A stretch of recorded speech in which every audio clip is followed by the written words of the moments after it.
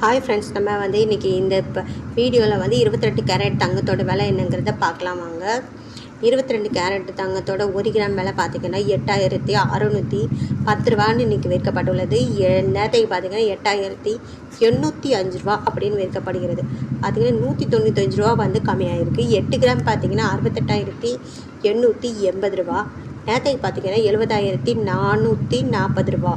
பார்த்திங்கன்னா 1500 வந்து 1560 ரூபா வந்து கம்மியாக இருக்குது.